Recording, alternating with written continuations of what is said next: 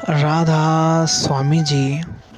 साकी एक महिला रोटी बनाते बनाते भगवान का ध्यान कर रही थी। काम करते करते उसे भगवान का ध्यान करने की आदत हो गई थी। एक दिन एकाएक धड़ाम से जोर की आवाज़ हुई और साथ में दर्दनाक चीख निकली। कलेजा धक से रह गया। जब आंगन में दौड़कर ऊपर से नीचे झांकी तो 8 साल का उनका लाडला बेटा चित पड़ा था, खून से लथपथ था। दहाड़ मार मार कर रोने लगी थी। घर में उसके अलावा कोई नहीं था, रोकर भी किसको बुलाती। फिर बेटा को तो संभालना भी तो था। दौड़कर नीचे गई तो देखा बेटा आधी बेहोश में माँ की रट लगाए हुए है। माँ की ममता तड़प गई। आंखों से निकलकर अपनी मौजूदगी का एहसास करवाया। फिर 10 दिन पहले ही करवाए गए ओपेडिक्स के ऑपरेशन के बावजूद ना जाने कहां से इतनी शक्ति आ गई कि बेटे को गोद में उठाकर पड़ोस के नर्सिंग होम की ओर दौड़ पड़ी।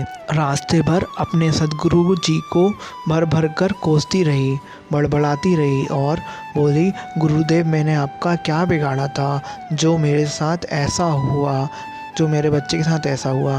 खैर डॉक्टर मिल गया और समय पर इलाज होने पर बेटा बिल्कुल ठीक हो गया। चोटें गहरी नहीं थी, ऊपरी थी तो कोई ख़ास परेशानी नहीं हुई। रात को घर पर जब सब टीवी देख रहे थे तब उस औरत का मन बेचैन था, सद्गुरु से विरक्त होने लगी थी। एक माँ की ममता गुरु सत्ता को चुनौती दे रही थी। उसके दिमाग में दिन की सारी घटना चलचित्र की तरह चलने लगी थी। कैसे बेटा आंगन में गिरा, फिर एकाएक उसकी आत्मा सिर उठी। कल ही तो पुराने हेडपंप का पाइप का टुकड़ा आंगन से हटवाया था, ठीक उसी जगह जहाँ आज बेटा गिरा था। अगर कल मिस्त्री ना आया होता तो उसका हाथ अब अपने बेटे की तरफ गया जहाँ टाके अभी हरे थे। ऑपरेशन के आश्चर्य हुआ कि उसने 20-22 किलो के बेटे को उठाया कैसे। वो आधा किलोमीटर तक दौड़ती चली गई। फूल सा हल्का लग रहा था बेटा। वैसे तो वो कपड़े की बाल्टी छत तक नहीं ले जा सकती थी। फिर उसे ख्याल आया कि डॉक्टर साहब तो 2 बजे तक रहते थे और फिर जब वो पहुंची तो 3:30 बज रहे थे। उसके जाते ही तुरंत इलाज हुआ, मानो किसी ने उसे रोक रखा था। उसका सर गुरु के चरणों में श्रद्धा से झुक गया। अब वो सारा खेल समझ चुकी थी। मन ही मन सदगुरु से अपने शब्दों में ही रोते रोते क्षमा मांगने लगी। तभी टीवी पर प्रवचन आ रहा था, मैं तुम्हारे आने वाले संकट को रोक नहीं सकता हूँ क्योंकि वह तुम्हारे किए गए ही कर्म हैं, लेकिन मैं तुम्हें इतनी शक्ति दे सकता हूँ कि तुम आसानी से उन्हें पार कर सको। तुम्हारी राह आसान कर सकता हूँ, बस तुम धर्म के मार्ग पर चलते रहो।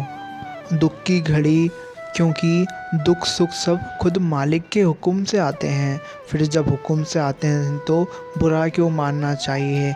मालिक हमारे पास है, हमें देखता है। अगर हमारा फ़ायदा दुख से होता है तो दुख भेजता है, अगर हमारा फ़ायदा सुख से होता है तो सुख भेजता है। दोनों ही हुक्म के अंदर हैं। सुख बाहर नहीं है, भीतर की संपदा है। यह संपदा धन से नहीं, धैर्य से प्राप्त होती है। हमारा सुख इस बात पर निर्भर नहीं करता कि हम कितने धनवान हैं, अपितु इस बात पर निर्भर करता है कि हम कितने धैर्यवान हैं। सुख अथवा प्रसन्नता किसी व्यक्ति की स्वयं की मानसिकता पर निर्भर करती है। राधा स्वामी जी। आशा करता हूँ ये साखी आपको अच्छी लगी हो तो वीडियो को लाइक कर दीजिए एंड चैनल को सब्सक्राइब कर दीजिए। राधा स्वामी जी।